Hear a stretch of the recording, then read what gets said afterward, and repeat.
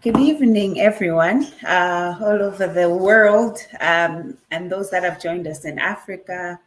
We're excited to have everyone on board this evening as we are looking into the Suicide Prevention Month, and we are trying to bring out and unpack the role of social work in suicide prevention. This evening, I am with several people, but before I bring them on board to introduce themselves, I just want to quickly introduce myself. My name is Margaret Mwale. I am a social worker from Malawi. I am working with Irish Rule of Law International, and I also work passionately in areas of mental health. But this evening, I'm not alone. I have several people. I won't even mention them, but I'll ask them to introduce themselves from different countries in the Southern Africa. And in this discussion, really excited to have them. So I'll have them introduce themselves one by one. So, Maina, you can go ahead. Thank you so much, Margaret, and greetings to everyone. My name is Maina Mkabele. I am a social worker at Gauteng Department of Social Development and also a girl child ambassador of Gauteng Department of Social Development and one of the activators from Activate Change Drivers South Africa. And I'm also one of the 200 Young South Africans Award winner, one of the top 50 powerful women 2021 under the category of rural development. And I'm also one of the 200 Young South African, influential Young South Africans 2021 award winner under the category of the governing women. Ms. Mkabele is also one of the this Reformer Professional Services board member, mental health institution. Ms. Mkabele is a vibrant candidate who believe in influencing change and impacting lives. And I am excited today to be with you and sharing the panel. Thank you. Thank you, Maina. We're so privileged to have someone with your expertise, especially an award winner. That is amazing. We'll have Tinashe also introduce himself. We have Tinashe.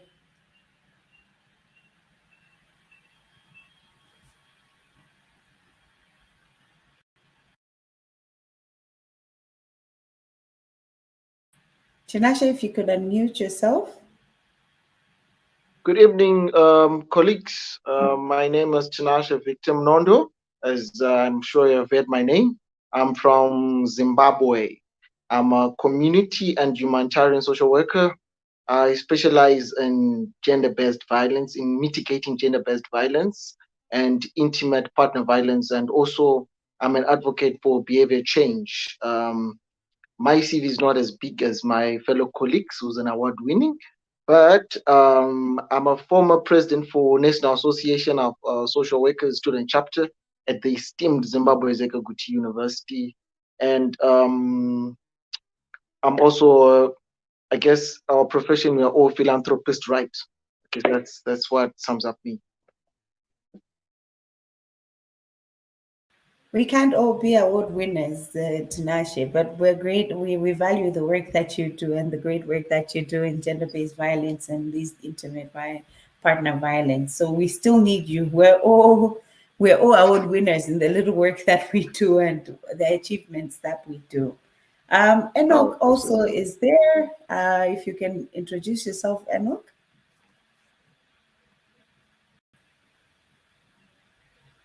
Good evening, colleagues and viewers. My name is Enoch Isaac Mulilo, a social worker by profession, and I'm from Zambia. Thank you. Great to have you, Enoch. So this evening, guys, we have Maina from South Africa, we have Victor from Zimbabwe, and we have Enoch from Zambia, who are the young African social workers working passionately in different areas of social work and providing different interventions. It's amazing to have all of you guys here this evening. So we're unpacking this concept of suicide. We're trying to work out how best as social workers we can be able to provide interventions in regards to social work. So I'll ask Maina to kickstart by sharing with us what do we mean by suicide, and what are the issues, or what is the prevalence of suicide in the southern part of Africa? Ooh, thank you so much, Margaret. That is actually something that I feel strong about. We are currently living in a society whereby there's a lot of stress around suicide issue, particularly in South Africa. And yet this platform will be the good platform for people to learn about it, because this is a sensitive topic that we get not to talk about it globally. And I would like to highlight that around 2021 in September, SADC uh, have released statistics that talk to the suicidal cases in South Africa. And they have reported that 23 known cases in South Africa every day are reported. And that means that every day we're losing people. And I can imagine that what had happened post COVID-19, when we speak of suicide, because there were a lot of challenges that people have encountered uh, globally. So people have lost employment, people have lost their, like, everything. Those who were in businesses were suffocating and they didn't know where to run to.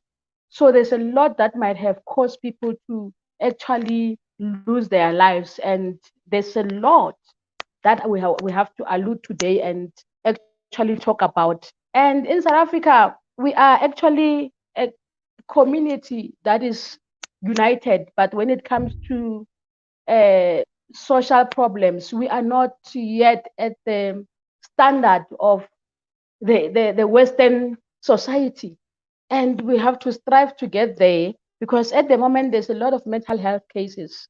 And I can tell you that statistics says that 99.7% or 4.5 million and 70 people of every day, like, they will report or attempt to want to commit suicide.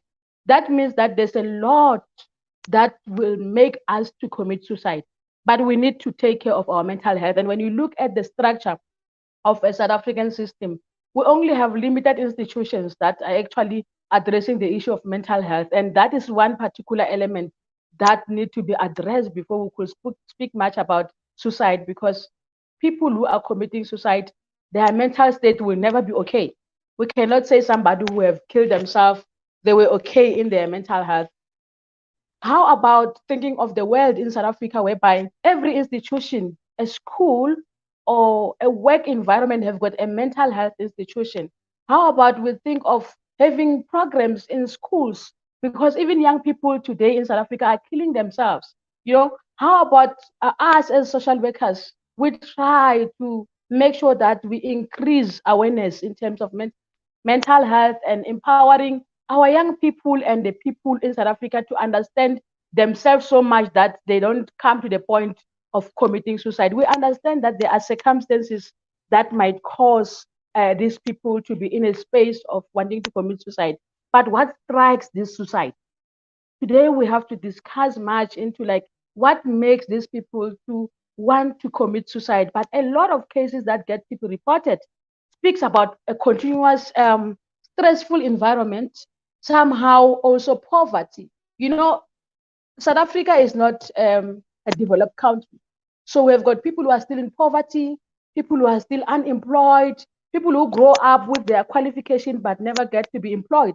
I can imagine how we get to have um, employment opportunities in South Africa, and it states we want 18 to 35, and somebody in there is having a qualification is over 35. What do you want to say about the mental health of this person? Watching the peers grow, watching the peers like achieving things. So I want to raise the flag today in South Africa to say, South Africans and the people in global space, let's learn to empower whoever who's around us that are showing the instability of no good mental health state. Let's talk to them, let's help them. If you're a social worker, social work everywhere. Wherever you go, wherever you engage with friends, try to check their mental health. We are trained to assess if a person is literally troubled. So we locate them to the relevant spaces. And we have to also advocate for making sure that we do have, like, mental health institutions. We have got SADC, which is the most popular one in South Africa. SADC South Africa is the one that is highly known as one dealing with mental health. So somehow we need to strengthen capacity as South African social workers, that every institution must have that particular training space, so we empower our people not to commit suicide. We might not want to speak much because we do have prepared panelists here, but I want to encourage everyone to say, let's do early intervention. Let's mitigate things before it gets worse, because in South Africa we have got this motto, man, of like reacting when somebody have already killed themselves. We are so much emotionally attached when somebody have died already, and that is no longer helping. So I will urge every social worker in South Africa to begin to lift our profession up by raising a flag to make sure that we are actually trying interventions that are going to mitigate before it happens. And I would like to say this: on the 10th of October, 2019, there was a report that was reported by, let me check this, World Mental Health. And they focused on mental health on 2019. And we don't want once-off programs. We need a continuous program that will continue to be advocated for every year. And I will take you back, Margaret, to say we have lost so many youngsters in South Africa through relationships. The environmental exposure can also make you to commit suicide. So we need to actually try to build family systems whereby we are accommodative. We need to build like friendship system where we are not laughing at each other, where we're not bragging at each other, and the issue of social media. We need to learn how to use social media. We are somehow making comments that makes people to feel bad about their situation, and we don't know what they're going through.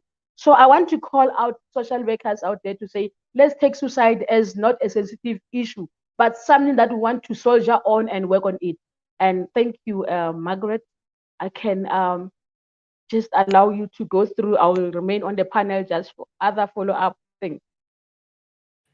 Thanks, Mina. You have touched on the realities in the southern part of Africa. And indeed, a lot of young people are taking away out their own lives. They are committing suicide. And it's something that is sad. It's alarming. You talked about COVID-19 being, COVID-19 was basically an awakening that we had, that people are going through things. It just exposed mental health at its level best. It's not that it wasn't there. It was the issues of mental health were there. They were always there, but they were never at the interest of a lot of people's hearts until when COVID-19 actually came up. And when we look at the southern part of Africa, like you've talked about in terms of addressing, you'll find that the SADC, they talk about mental health, but very little interventions. We see not much really happening. We're not seeing a lot of outcomes. We need a lot of people that could come in to do different work that could be able to support suicide. And that's something that is indeed true. So people need support. So it has to come with a priority for mental health. So suicide, we can't talk about suicide without talking about mental health and its impact on the different people, which pulls them into a space where they have to commit suicide. Thank you for that, Mina. I'd like to now pull in Tinashe, Victor, to come in and be able to share us what are then these factors? Why is it that these young people are committing suicide? What are the push factors? What is pulling young people into spaces? I know Mina spoke about mental health, but we really want to understand, why are young people committing suicide? So over to you, Victor.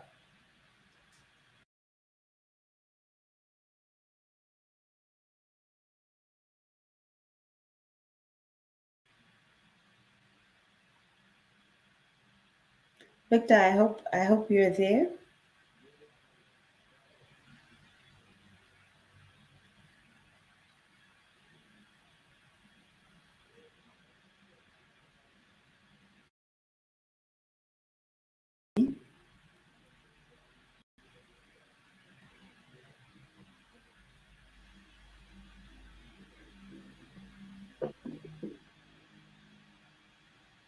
Good evening once again. My apologies. My network seems to be having hitchups. Um, so today my presentation is going to be on the causes of suicide in Southern Africa.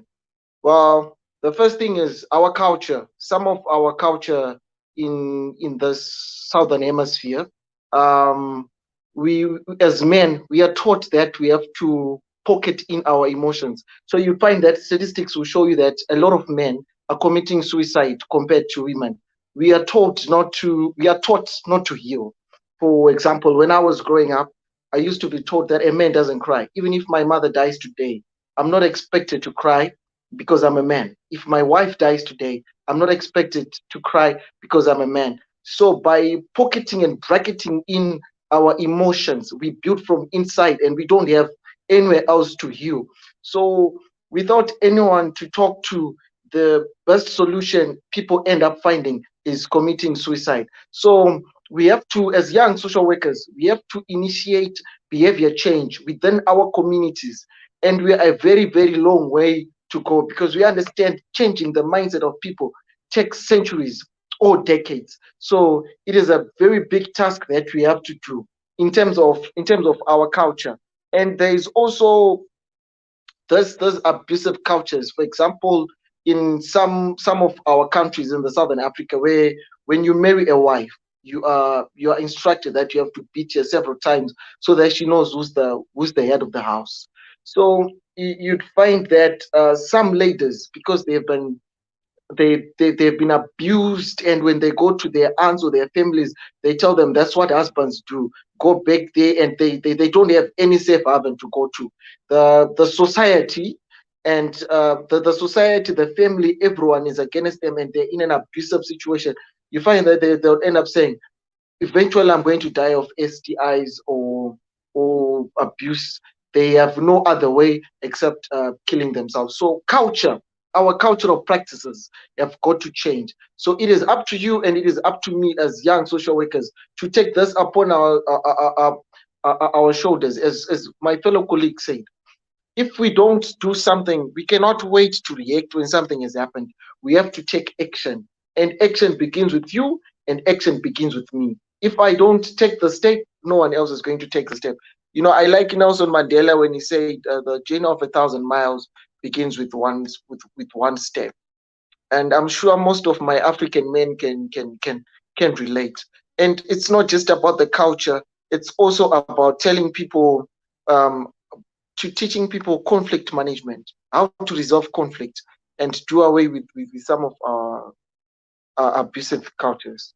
Then another thing is this: we have got a lot of people who are moving around with undiagnosed mental health issues, diseases. We understand depression and stress is mental health disease. Somebody who's depressed would say you're not mentally fit, you're not mentally healthy.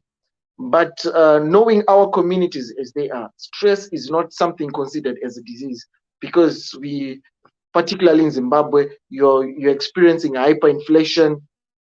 There is high unemployment rates. You can't even afford bread and butter, basic food commodities. So for somebody to come and tell you that stress, if you tell somebody that stress is something that you have to see a doctor for, they tell you the time that I'm spending and the money I'm spending going to see a doctor, if I can use that money to buy myself food for me and my family.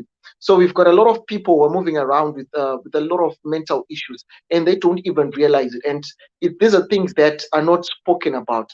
We do so many awareness campaigns about the spread of HIV and AIDS, COVID-19, and so forth and so forth. But we don't put much effort in trying to mitigate those things. And if I didn't start in Zimbabwe, sorry, I became biased towards Zimbabwe, but maybe because it's where I practice. There is an upsurge in suicidal cases, and it's no longer young people, even older people.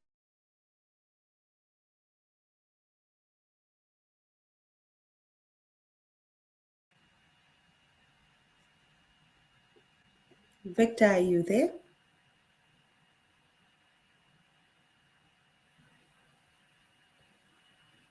We were just following through on Victor's discussion, which he was sharing with us, and he tapped into very interesting concepts and things that to bring to our awareness and reality.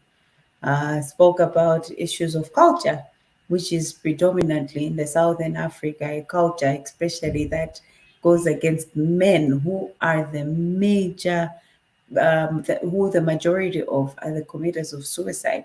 So you find that most of the men are the ones who usually commit suicide.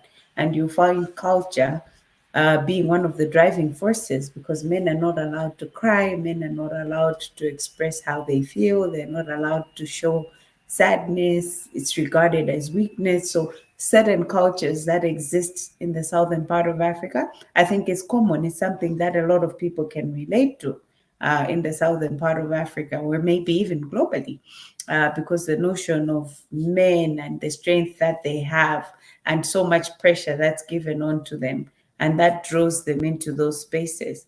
And he also tapped into issues of culture.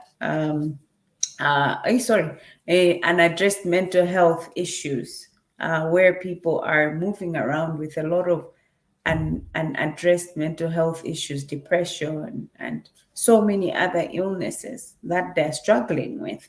And that does indeed pull them into a space where they feel to take out their own life instead of trying to seek help, instead of trying to do, because people bully them also, because you find he was giving examples of things that people do that do pull these people into those places. So we're really grateful for Victor. We've kind of lost him for a bit there. Hopefully he can come back in and then proceed with the same.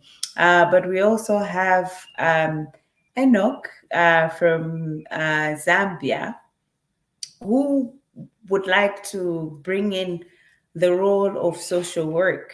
What is the role of social work in suicide prevention, or in protecting people from committing suicide, or in protecting people that are suicidal, or people that are contemplating suicide?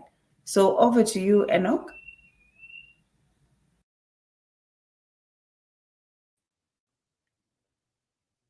Good evening once again to you, my colleagues and the viewers. Before we go further to mention the role social worker play in preventing suicide, we have to recall the main role of social workers in the communities. Behind someone's success, there is someone. For the community and people at large,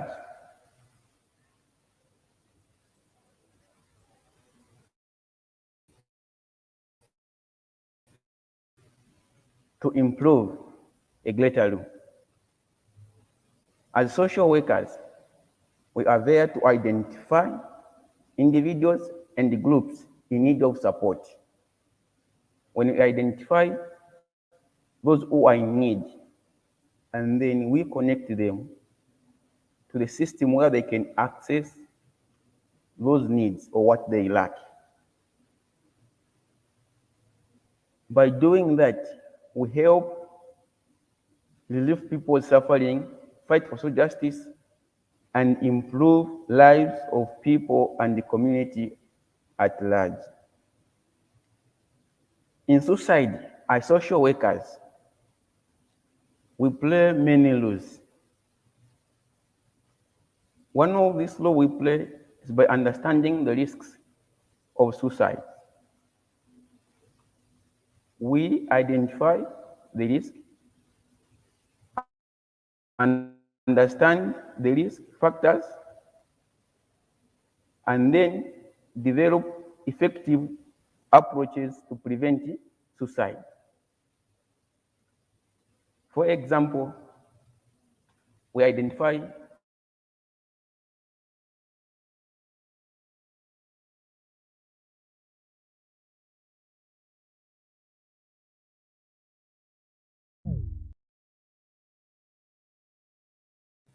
I think our colleagues in Africa, if you're joining us, you would be able to understand how network is usually a problem in Africa. But Enoch was tapping into issues of the role of social workers. What can we do as social workers in terms of trying to understand what are the risk factors? What risk factors do people have?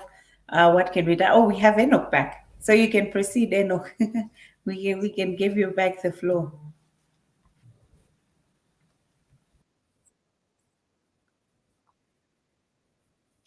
For example, we identify breakups or peer pressure. So as social worker, we are there to give awareness to those people who are involved in relationships. They live one as in the relationship so that when they get disappointment, when they get breakups, they can't commit what suicide. But they know as social workers, we are there to educate families, communities, and the public at large. Some are still unaware of what suicide. So when they come across, they want to test. So if we social workers, we are there, educate them, sensitize people about this suicide. They have information and the implication of the dangers of committing suicide. So we social workers, it's our mandate, our duty to bring awareness, educate people, families, and community at large about suicide. Some people commit suicide as a solution to the problem they are going. So it is we social workers to educate them that there is no solution in committing suicide. Instead, someone will commit suicide and die. But the implication, the problem will be added to the family left. So it is our duty as social workers to educate them, sensitize, and make them realize that there is no solution in committing suicide. As social workers, we work with communities. So we cannot play this part alone. We need to involve what? The community. So we need to provide gatekeeping trainings programs so that we work together with the community to prevent and reduce the occurrence of suicide. We have to teach the people to identify individuals who are showing warning signs of suicide risks and help them to get the services they need. By doing that, we are preventing the occurrence of suicide. As social workers, we are known as counselors. To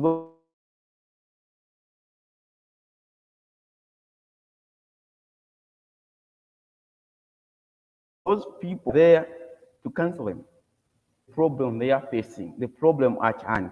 It is our duty, it is our mandate as social workers to go out there, find those victims, and counsel them so that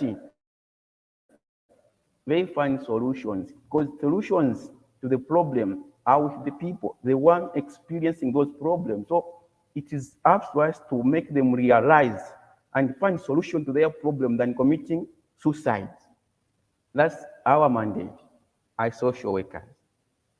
As social workers, we are there to deliver evidence-based therapies and programs.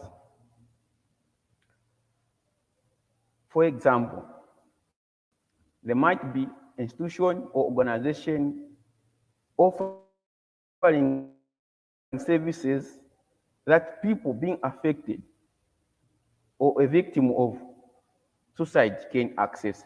But because of lack of information, being ignorant, they can't access that. So it is our duty as social workers to connect people to those services or facilities so that they can access those services they need so that suicides. It is our duty as social workers to identify some treatment that we can use to prevent to help patients or victims of what? Suicide. For example, a group method. We identify people who are undergoing same problem. We put them together. They share experience. By doing that, one with the intention of committing suicide won't commit suicide. Instead, you'll find solution to the problem he or she is facing. So it is our duty as social workers to go out there. We educate people, we sensitize them so that they find solutions to the problem than committing suicide. Because committing suicide, there is no solution. Instead, causing and adding more problems to the families. Thank you. Thank you so much, Enoch. You've given a very big role that social workers indeed have. Maybe we take it for granted as social workers. And hopefully, the social workers that are joining us out there are able to tap into that and be able to understand their role that they need to do. So, as social workers, we have to be able to provide evidence based practice. To be able to provide the necessary interventions that are required for people that are contemplating or would like to commit suicide. We have a role to play so much in mental health because Enoch has tapped into so many issues in terms of looking out for people who are having relationship issues, looking out for people who are stressed, depressed, going through things to try to be able to understand whether, to be able to assess whether suicide is an option so that we can be able to take the necessary measures. And Enoch also tapped into taking advantage of group therapy to bring people together where they can be able to share their ideas, to share their problems, to be able to support one another, to create a support system which would be able to prevent someone from, in the end, committing suicide or even thinking of committing suicide. So I think social workers, we have a great role to play because we're working with people and individuals in our communities. So the people that we work with, the people that come to share problems with us, should be people that we can be able to talk to. They can be people that we can be able to share with on different issues, but also to assess them on whether they are contemplating or thinking about committing suicide, so that we can be able to advocate for the same. So we're also called to be able to advocate in the different communities that we have for mental well-being, so that no one has to think of suicide as a solution to their problems. We have Victor back. So I wanted Victor to finish off with some of these, the push factors that he started on. We wanted him to finish up, and then we can be able to discuss how we can be able to support families that are dealing with that have lost someone to suicide. So Victor, you can come in and finish off to share some of the factors because you left us at some point.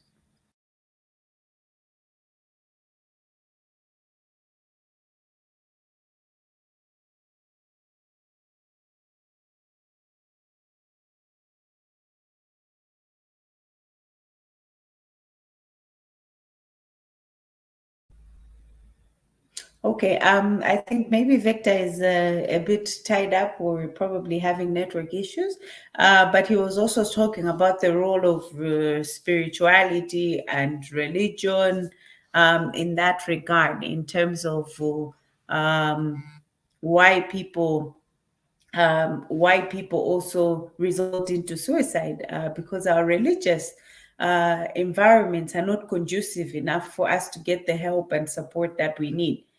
Sometimes the spirituality part of it is something that draws people into spaces of suicide because they don't feel supported enough. But also sometimes some spiritual aspects do promote for people to be able to kill themselves or to take their own lives. Sometimes we're promoting issues of sacrifice and things like those, which is dangerous spaces that people could be taken into, and they resolve into contemplating suicide. So I think those are all dimensions that we really need to critically look at as factors that really push people into spaces. But the important question is, I think something that we don't all normally talk about. There's some things that we don't tap into most of the times. We're talking about people who commit suicide. We're talking about people who contemplate suicide or even think about committing suicide. But most of the times we don't talk about families that have lost someone to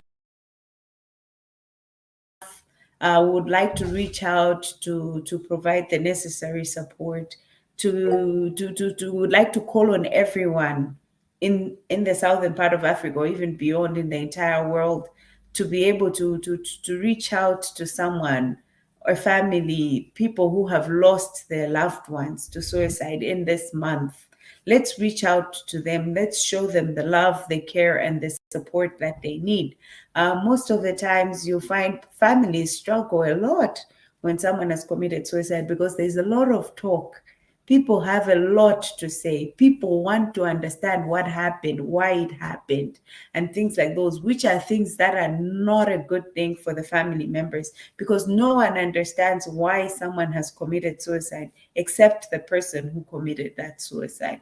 Regardless of whatever it is they might have written, even if they left a note or whatever it is, no one can ever fully understand the reasons why someone commits suicide apart from that particular individual. So it's unfair for us to put families into spaces where they feel they have to explain for someone that's gone because they're also struggling with processing that hurt and that pain that they've had to endure from that loss. So I think it's best for us to be able to just offer our support like any normal person.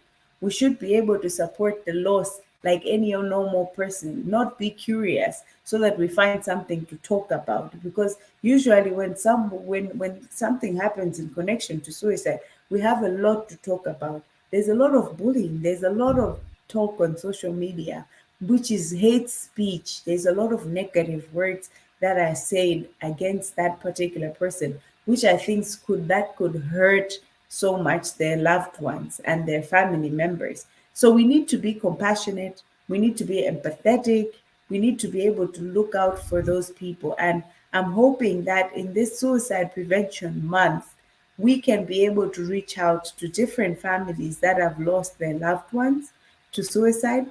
We can all be able to talk to different family members that would potentially lose someone in the next few days or so. Hopefully, God forbid, no. But if they do, let's reach out, let's provide support, let's provide the empathy.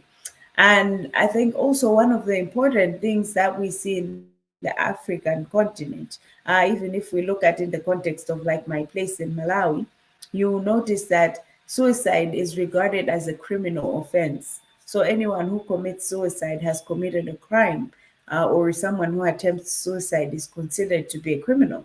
And that's something that really hinders the people because this is someone who's sick. They're medically not okay. They're not mentally okay. But we're saying they're a criminal and we're going to put them up in a place, we're going to lock them up, which doesn't help them. It doesn't help the situation or make it better. So we need to also work on decriminalizing suicide in countries like Malawi and beyond, in other countries as well, so that people are protected, people are supported, people are also provided the support that they need, because that also perpetuates what people say, and this is what also affects a lot of the family members when that happens.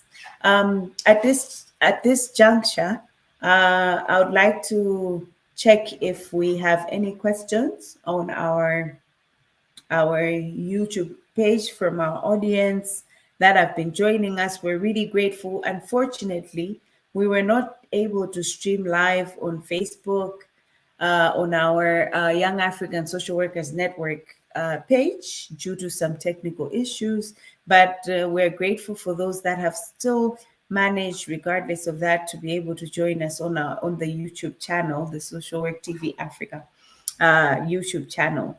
So I'm hoping that everyone is there. I hope that there people have been able to share some things on the YouTube page that we can be able to follow. If there are any questions for our panelists or issues that people have been able to raise?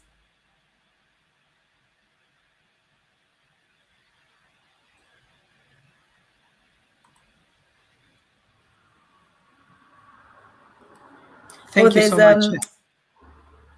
There's a question that has come up from this is Macau Joshua, who says unemployment being a contributing factor to suicide.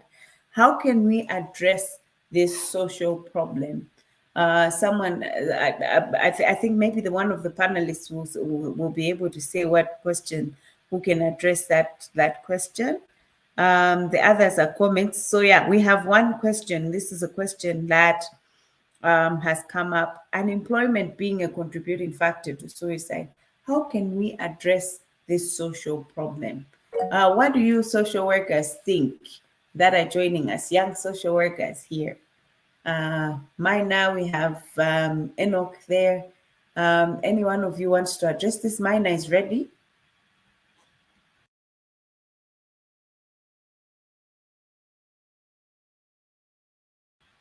Yes, Mina, you may proceed to respond.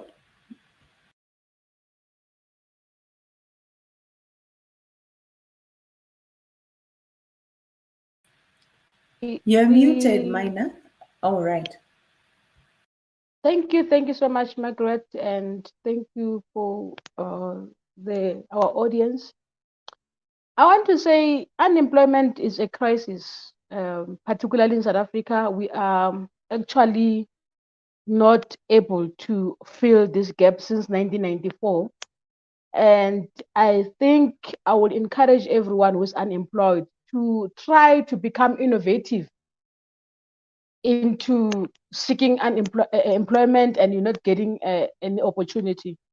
Innovative in this regard. There's a lot of things that one can do. We've got in rural areas, people have got free land where they can network, do gardening and sell, try to open small businesses. We also have got your organization that funds young people for your businesses, your small businesses. But as young people who want to go to school and we automatically want to be employed and we don't do anything. So let's try to be innovative as young people. Let's try to seek around opportunities. Let's try to do something that does not require uh, an application of employment. You know, you can be the employer of yourself, provided you have got that innovative mind to think. You know, I've got a friend who have started a garden, you know, a garden from home, started by selling spinach, you know. As she sells spinach, she got some funds. Lately, she managed to buy your chicken, those chickens that lay eggs.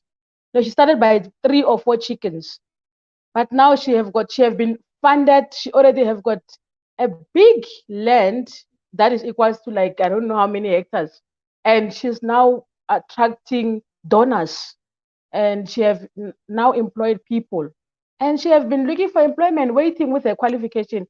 I think it is high time that when we see that there's a crisis of unemployment, let's try to be innovative and shout out. You cannot want to send application and you keep quiet. Just go around and talk to companies, you know, sell yourself to companies, because when you wait for a call to come for an interview, it might not come. So you send an application to show that you really want work. You go there. Let me see progress regarding the application that I have sent. What is wrong with my application? You know, you just want to negotiate with these companies to hire you.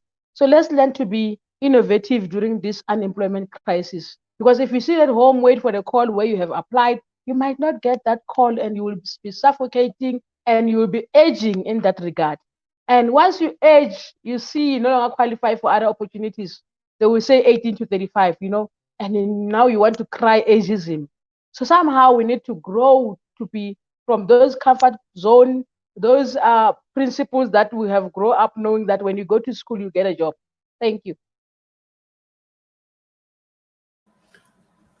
Thank you, Mina. I don't know if the other panelists want to add something on the same. How can we address the problem of unemployment, which is an attributing factor to a lot of people for suicide?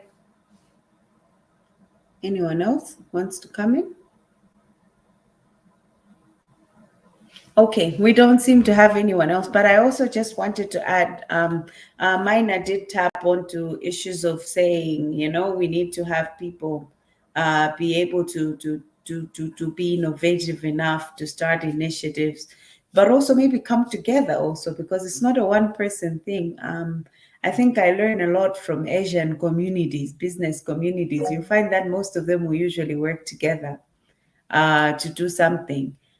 So it's very important that we also engage other people and come together as young minds, as young people, to come together and talk about these things, so that we can be able to also support one another in more.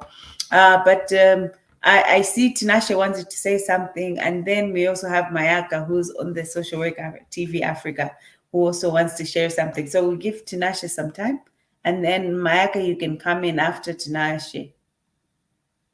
All right. I wanted to speak about the issue of unemployment. I don't know if people are aware of ISO's internal saving and lendings, especially the Kenyan model, I think popularly known as.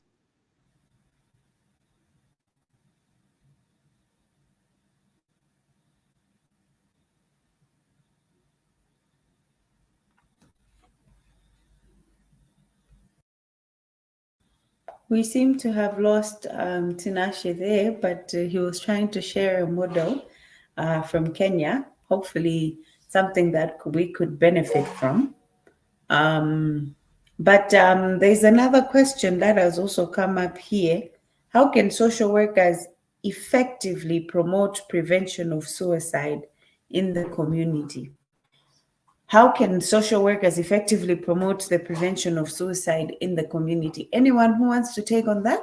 I think Enoch has raised a hand.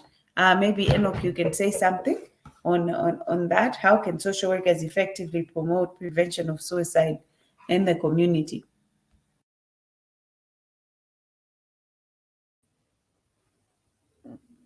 Although I'm responding to this question, I wanted to respond to the first question first.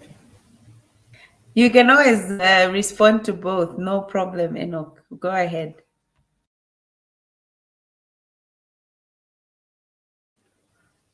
The first question, the issue of unemployment. It's like you are being killed because you always believe in being employed than being self-employment. So this is where now social work maybe can come in to help people identify their potential that they can also venture into what? Self-employment. Because people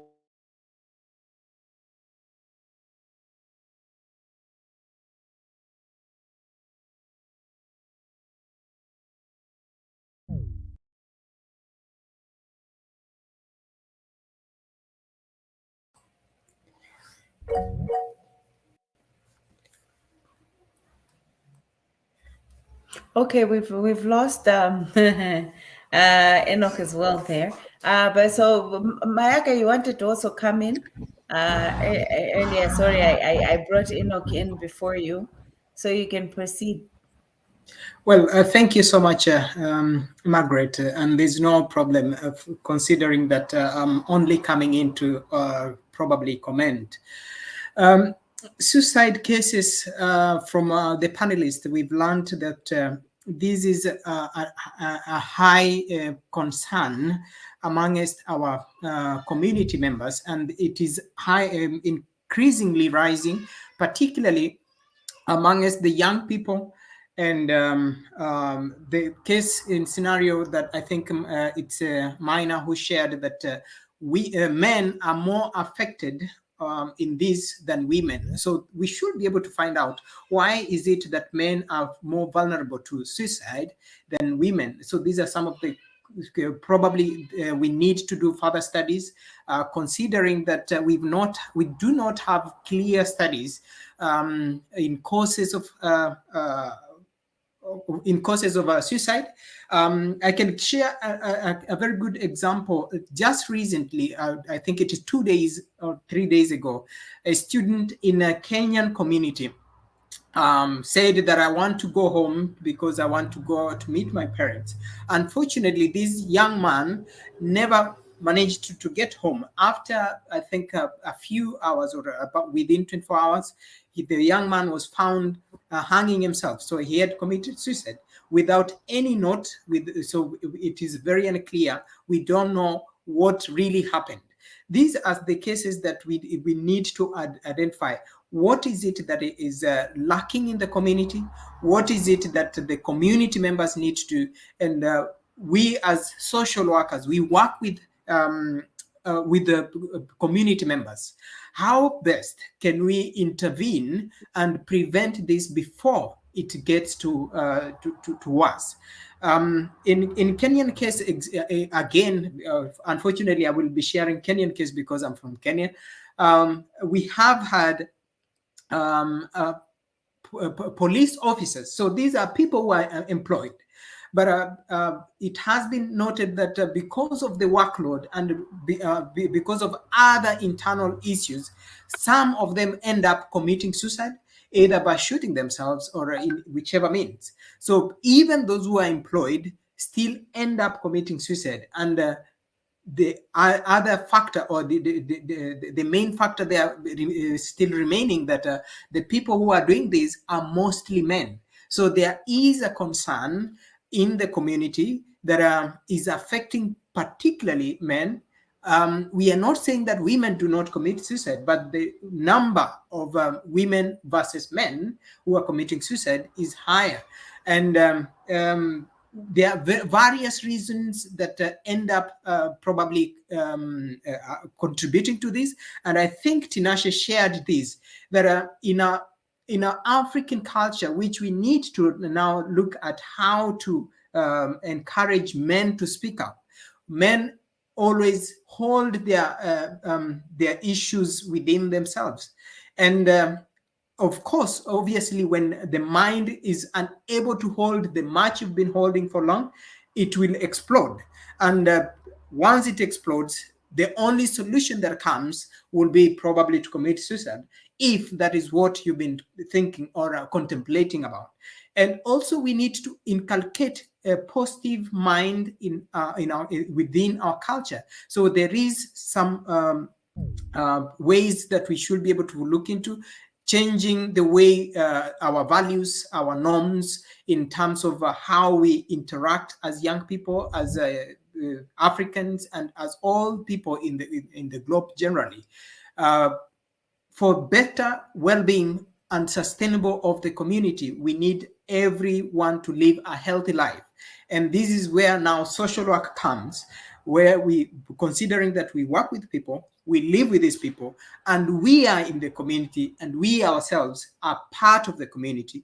Therefore, we have a major and important role in encouraging positive living, facing the challenges and tackling them face or head on, rather than running away from a problem. When the worst comes to the worst, then we cannot be able to get off.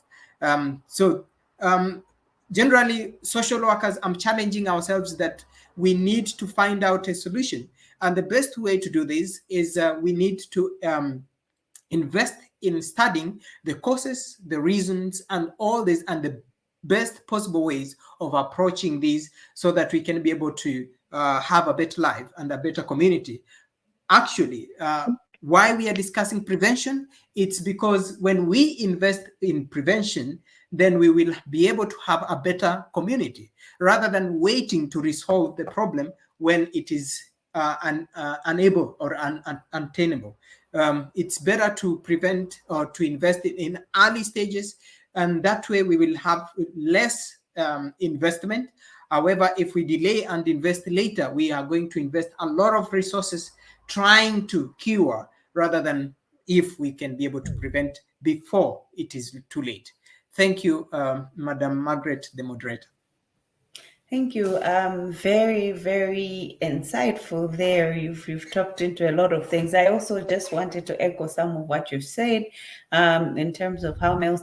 I just want to share like recent statistics for people's maybe interest for something that was shared recently in Malawi, Like in Malawi, you find that in 2021, we had 160 cases of suicide. And out of that 160 in 2021, 147 were males and 13 were females.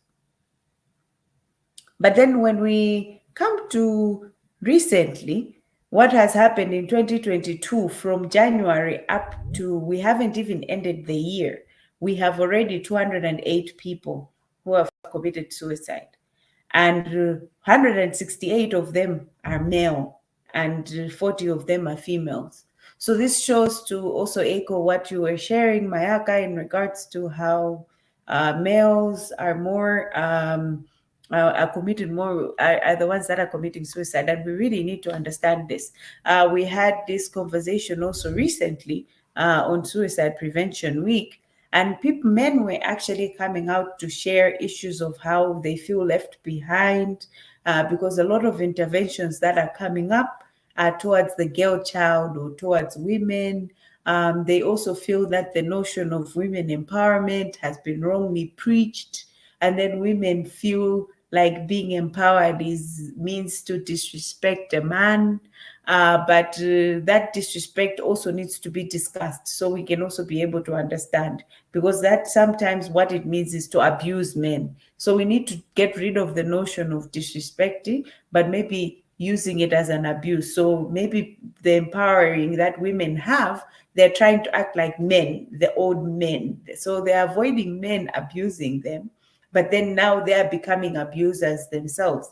So they might be abusing their husbands in different ways. I think those are some of the issues that came up in a discussion that we've been having on Suicide Prevention Week in a group that we have for Malawians. And those could also be attributing factors, but we really need the studies indeed, like Mayaka says, so that we can do evidence-based interventions, what is on the ground. We're running out of time. We're 5 minutes beyond our time. Of course, I know we started late, but we're hoping we'll finish by 7 o'clock. So I'll just ask for final remarks from everyone who has joined us today. If you guys have any final remarks that you want to bring forward, this is your time. We'll start with Mina. Mina, if you're there, any final remarks or closing remarks that you may have? Thank you so much, Margaret.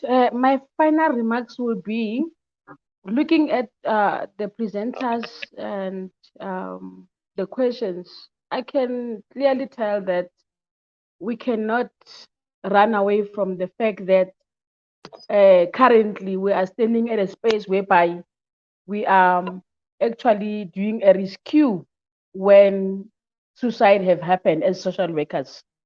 And I would want to urge social workers to try to reach out to the influential leaders to make sure that we are there, even if there's nothing within the family structure, within communities. If it means that we have to leave our office and be like those Cuban doctors, let it be. Because at the moment, we are only visible when there's somebody who have committed suicide and they will be seeking psychosocial support. Family will be looking out for help from social workers. And remember, when someone is in pain, they cannot listen to anything. So we need to stand up as social workers, try to reach avenues whereby social workers will be given a platform to influence change, a platform for people to know who are we and what are we meant to do. Because somewhere, somehow, we need to stand a ground and try to reach out to this society in a global manner. Let's do as Cuban doctors do. Cuban doctors are like community workers. There's no one at Cuba who will be suffering much of cancer